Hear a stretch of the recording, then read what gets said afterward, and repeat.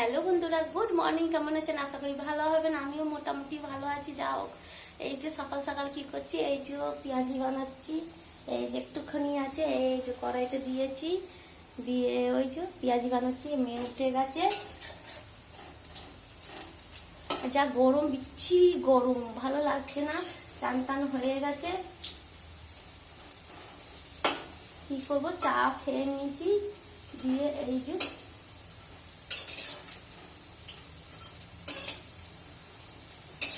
এই যে পেঁয়াজিটা উল্টে পাল্টে নিই, না হলে পুড়ে যাবে, ভালো লাগবে না।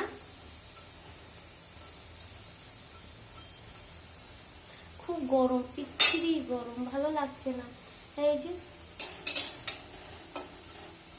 মেয়েকে মুড়ি দেবো, খাবে, খেয়ে কম্পিউটার যাবে শিখতে, ওই জন্য তাড়াতাড়ি করছি।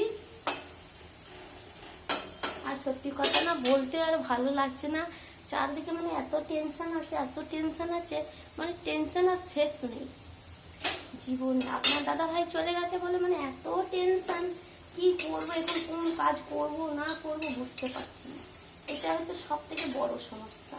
মেয়েকে কি করে মানুষ করব, কোনো মানে সন্ধান পাচ্ছি না কোনো কাজের, কিছু কি করবো এখন, এটা মুশকিল।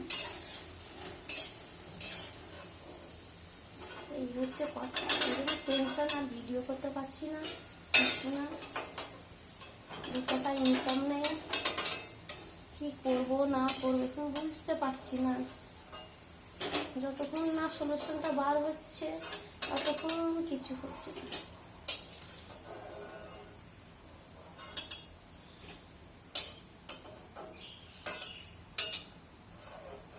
তবে দোকান যাবো মুদিখানা।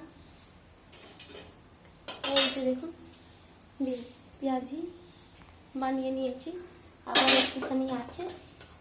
মা মেয়েটা খাবো, একটুখানি কোনো রকম খায়, একটু মুড়ি মাখিয়ে ব্যাস।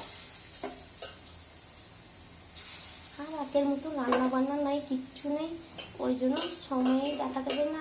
আবার আপনার দাদা ভাই চলে গেছে, আর মন মেজাজও ভালো থাকে না এক এক সময়, মানে প্রচুর কষ্ট পায়। এই হচ্ছে সব থেকে বড়। যার হাত ধরেছিলাম সেই হাত ছেড়ে দিল, আর কি করবো, প্রচুর কষ্ট পায়, কিচ্ছু করার নেই। এই যে মেয়েকে দিয়ে চান টান করাবো।